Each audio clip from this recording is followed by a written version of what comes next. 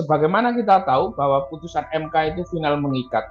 Dan jika misalnya, ini yang saya khawatirkan, kalau kemudian rujukannya DPR RI dan kemudian terjadi sengketa pemilu dan melakukan gugatan di MK, maka bisa dianulir, dibatalkan hasil pilkada tersebut karena tidak sesuai dengan putusan MK yang dampaknya lebih jauh, bisa terjadi konflik atau kemudian letupan-letupan sosial ekses dari pilkada tersebut. Kemudian respon ini besar dan masif, tentu DPR juga tidak boleh menutup telinganya untuk melanjutkan revisi undang-undang tersebut. Meskipun saya berkeyakinan bahwa seandainya itu terjadi revisi dan kemudian itu berjalan, KPU harus tetap berpegang pada MK. Saya kira kalau DPR masih memiliki nurani dan tahu fungsi dan tugasnya, tentu akan menghentikan manuver merevisi putusan MK tersebut. Jika DPR terus melakukan revisi tersebut, tentu sudah tidak layak lagi disebut sebagai Dewan Perwakilan Rakyat.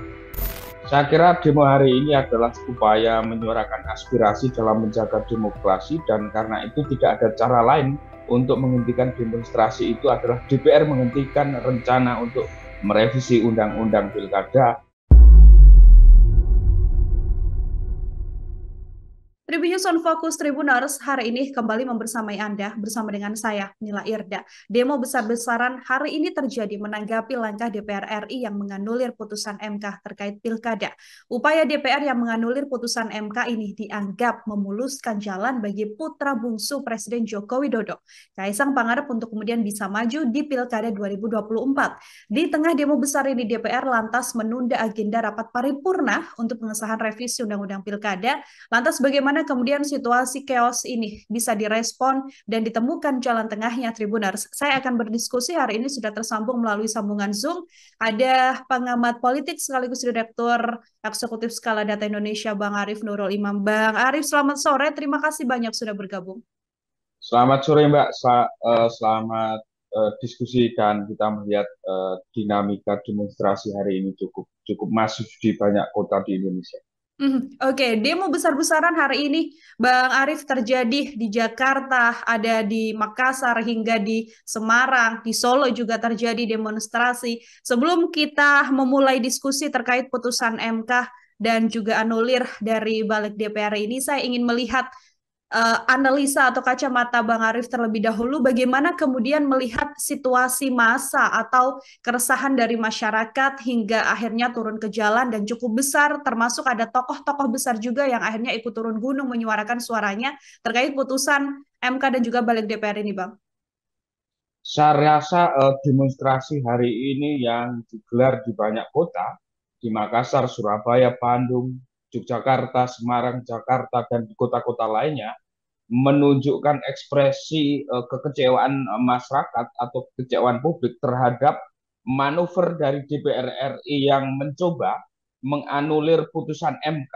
Padahal kita tahu putusan MK itu bersifat mengikat dan final, dan jika kemudian DPR menganulir keputusan tersebut, tentu akan menimbulkan kerancuan dalam pelaksanaan pilkada ke depan. Bahkan potensi terjadi konflik itu sungguh sangat terbuka ketika misalnya terjadi sengketa pemilu kepada Mahkamah Konstitusi lah, kemudian para calon ini mencari keadilan untuk menetapkan siapa yang menang atau siapa yang kalah.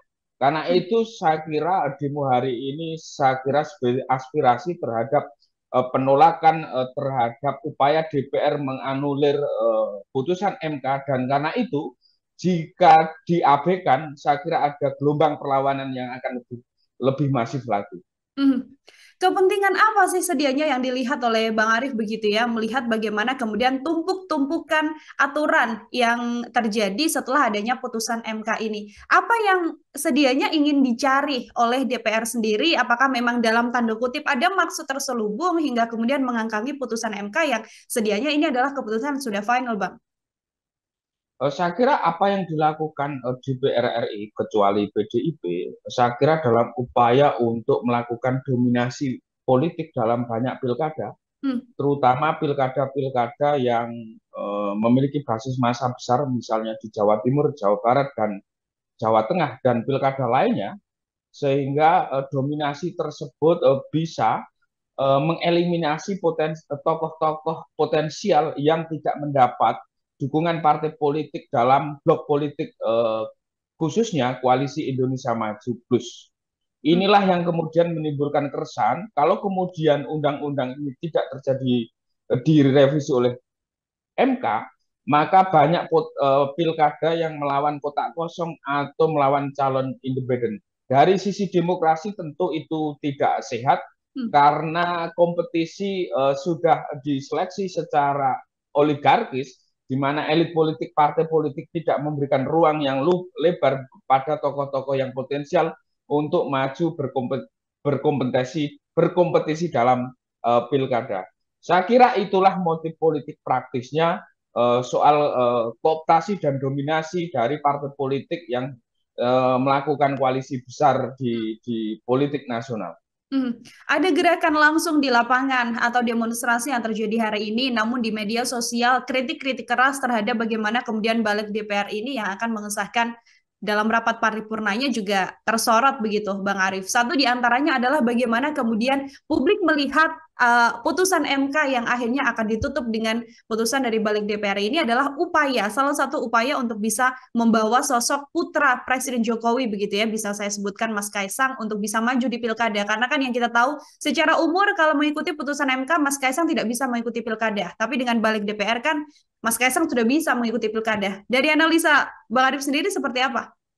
Terlepas dari Mas Kaisang atau tidak, yang jelas putusan MK itu mengikat dan final. Dan karena itu kalau kemudian ada pihak-pihak termasuk DPR RI yang secara kedudukannya tidak bisa menganulir putusan MK, tentu itu menjadi problem.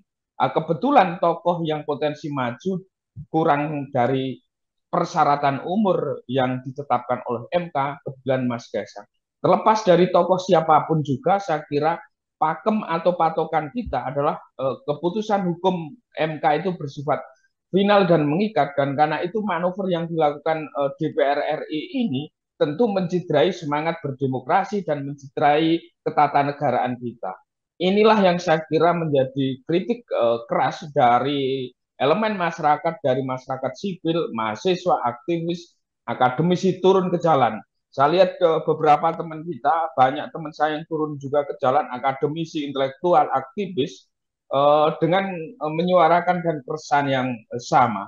Terlepas kemudian dampaknya Mas Kaisang tidak maju dalam pilgub ke depan jika merujuk pada putusan MK, tentu itu sebagai konsekuensi logis dari konsistensi kita dalam bertata negara, di mana keputusan MK menjadi rujukan terakhir dan panduan utama dalam berhukum kita, termasuk dalam undang-undang pilkada.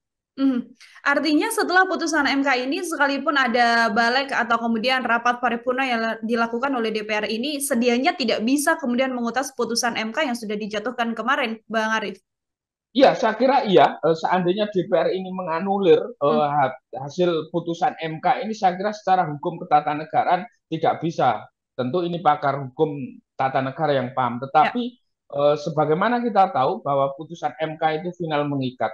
Dan jika misalnya, ini yang saya khawatirkan, kalau kemudian rujukannya DPR RI dan kemudian terjadi sengketa pemilu dan melakukan gugatan di MK, maka bisa dianulir, dibatalkan hasil pilkada tersebut karena tidak sesuai dengan putusan MK Hmm. yang dampaknya lebih jauh, bisa terjadi konflik atau kemudian letupan-letupan sosial ekses dari pilkada tersebut. Ketika MK tidak bisa menjadi penyelenggara atau pengadil atau hakim yang memutuskan hasil pilkada, tentu ini menjadi celah munculnya turbulensi sosial politik.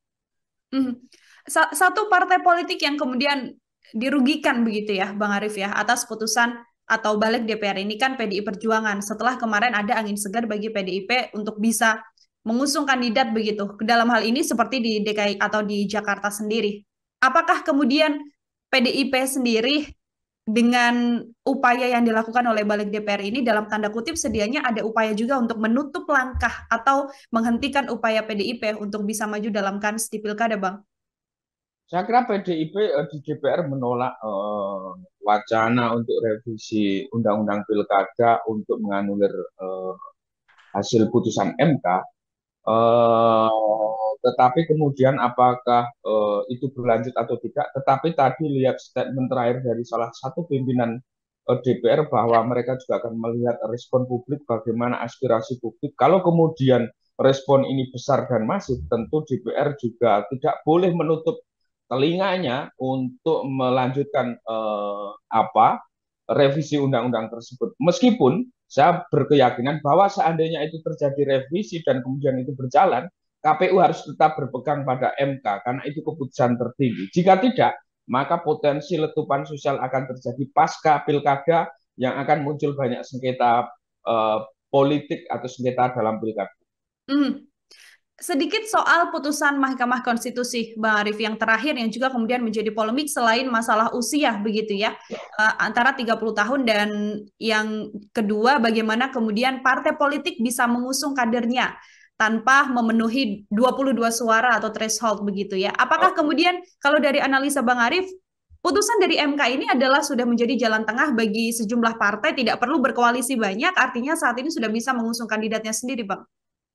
Saya kira putusan MK ini memberi ruang partai politik untuk bisa lebih mandiri dan tidak saling ketergantungan Ya. di satu sisi. Di sisi lain, semakin banyak kandidat yang muncul dalam pilkada tentu menjadi pilihan bagi masyarakat untuk menimbang dan memilih siapa dari semua kandidat yang muncul ini yang layak dipilih. Kalau kemudian pilihannya terbatas, apalagi yang dipilih itu orang yang telah disandra oleh kekuasaan atau disandra kekuatan politik oligarki, tentu harapan untuk menjadi pelayan masyarakat tentu jauh panggang dari api. Itulah salah satu dampak misalnya penurunan persyaratan dukungan partai politik dalam pilkada itu saya kira menjadi angin segar bagi demokrasi dan menjadi keuntungan bagi publik karena akan memunculkan banyak figur-figur yang akan berkontestasi dalam pilkada. Mhm. Dari demonstrasi yang kemudian terjadi hari ini, kalau dari kacamata Bang Adib sendiri dan posisi ideal bagi DPR begitu ya, melihat desakan dari publik, upaya publik bersuara juga melalui demonstrasi. Akankah kemudian DPR juga melihat situasi itu dan tetap menggunakan putusan dari Mahkamah Konstitusi saja, Bang? Saya kira kalau DPR masih memiliki nurani dan tahu fungsi dan tugasnya, tentu akan menghentikan manuver merevisi putusan MK tersebut. Jika DPR terus melakukan revisi tersebut, tentu sudah tidak layak lagi disebut sebagai Dewan Perwakilan Rakyat. Hmm. Kita masih belum tahu bagaimana kemudian rapat paripurna untuk kemudian mengesahan revisi Undang-Undang Pilkada ini ya, Bang Arif ya. Kita asumsikan bagaimana kemudian nantinya DPR tidak mendengarkan aspirasi dari masyarakat yang hari ini turun banyak sekali ke jalan, namun kemudian masih tetap dengan putusannya yang kemarin merevisi juga putusan dari Mahkamah Konstitusi. Apa yang kemudian bisa terjadi juga Bang dalam situasi ini? Sudah saya sampaikan di depan, jika kemudian ini ngotot dan kemudian terjadi revisi, konsekuensi adalah ketika terjadi konflik sengketa pilkada. Kepada siapa lagi kita mencari keadilan dan kepada siapa lagi yang akan menjadi wasit hasil pemilu. Inilah yang kemudian menjadi persoalan paling berbahaya ketika terjadi revisi undang-undang pilkada. Karena kita tahu putusan MK seperti yang disampaikan oleh banyak pihak final dan mengikat. Putusan MK yang sudah final dan mengikat artinya pilkada yang pendaftarannya bahkan sudah kurang dari 7 hari ini harus mengikuti dan patuh pada aturan dari putusan Mahkamah Konstitusi terbaru. Seperti Ya itu ya, betul, Bang Arif ya. betul. Oke. Kita masih mencari bagaimana kemudian win-win solution yang bisa terjadi dalam situasi ini. Tidak bisa dilepaskan juga bagaimana pemerintah dalam hal ini Presiden Joko Widodo juga harus bersuara seperti itu Bang Arif. Banyak pihak yang kemudian mencerca Presiden Jokowi karena dirasa tidak terlalu mengikuti pergerakan dunia politik dan tidak mendengarkan aspirasi masyarakat ini. Hal apa yang setidaknya bisa dilakukan atau tindakan apa yang juga bisa dilakukan oleh sosok seorang presiden dalam situasi yang juga sudah cukup heboh ini dengan demo di mana-mana, Bang? Saya kira tadi kepala komunikasi Presiden Hasan Nasbi sudah menyampaikan jika tidak ada revisi dari DPR tentu Istana akan mengikuti putusan MK. Dan itu memang harus dilakukan. Putusan MK tidak untuk didebat atau untuk diintervensi. Putusan MK bukan lagi untuk didebat dan intervensi. Kita masih bisa menunggu. Apakah sekarang juga kita masih harus tetap menunggu bagaimana kemudian tindakan lanjut dari DPR, atau dalam situasi ini seperti partai politik PDIP yang masih terganjal dalam tanda kutip putusan atau keputusan dari balik DPR ini, harus fokus saja ke putusan MK, tidak perlu memperhatikan putusan dari Saya balik harus DPR, Bang? fokus pada putusan MK karena di akhirnya nanti ketika terjadi sengketa pemilu yang memutuskan Mahkamah Konstitusi bukan DPR. Dan secara ketatanegaraan hukumnya MK yang paling tertinggi. Oke. Dalam hal ini artinya sedianya sudah bisa maju untuk melangkah menentukan kandidat yang bisa dicalonkan dalam pilkada, karena putusan yang bisa dipakai adalah putusan dari Mahkamah Konstitusi. Pun nanti dalam sengketa pilpres, sengketa pilkada ini juga Mahkamah Konstitusi ya Bang ya, yang kemudian akan mengadili situasi ini. Oke, itu mungkin bisa jadi salah satu gambaran juga Tribuners bagaimana kemudian situasi demonstrasi ini pun apabila terjadi keputusan akhir dari DPR yang tetap berlaku dan final adalah putusan dari Mahkamah Konstitusi. Seperti itu. Saya ingin minta closing statement dari Bang Arief, situasi demo yang masih terjadi, kemudian upaya meredam atau upaya paling ideal untuk meredam dalam waktu dekat begitu ya, dalam waktu cepat juga situasi demo agar tidak semakin meluas. Dari Bang Arief sebagai closing statement harusnya seperti apa, Bang? Saya kira demo hari ini adalah upaya menyuarakan aspirasi dalam menjaga demokrasi, dan karena itu tidak ada cara lain untuk menghentikan demonstrasi itu adalah DPR menghentikan rencana untuk merevisi Undang-Undang Pilkada yang telah diputuskan oleh MK. Menghentikan proses untuk kemudian merevisi Undang-Undang Pilkada, dan itu juga jadi salah satu hal yang diminta oleh banyak pihak di situasi saat ini. Kita lihat juga bagaimana kemudian nanti suara-suara di DPR ini bisa bersikap dengan bijak, bisa bersikap dan juga tidak hanya mementingkan dalam tanda kutip kepentingan pribadinya saja, tapi juga melihat bagaimana suara rakyat yang hari ini berlomba-lomba untuk menyampaikan aspirasinya di muka publik. Bang Arief, terima kasih banyak untuk kesempatannya berdiskusi bersama dengan saya hari ini. Semoga di lain kesempatan kita bisa berdiskusi kembali. Masih terus mengawal demokrasi ya Bang ya, untuk kemudian bisa berjalan dengan baik. Ya, terima kasih Bang Arief. Selamat beraktivitas kembali. Selamat beraktivitas. Ya, Tribuners, demikian obrolan saya bersama dengan pengamat politik, Direktur Eksekutif Skala Data Indonesia, Bang Arief Nurul Imam. Nantikan obrolan saya lain dengan sejumlah narasumber lain. Saya Nila Irda, pamit undur diri. Terima kasih dan sampai jumpa. Download Tribun X sekarang. Menghadirkan lokal menjadi Indonesia.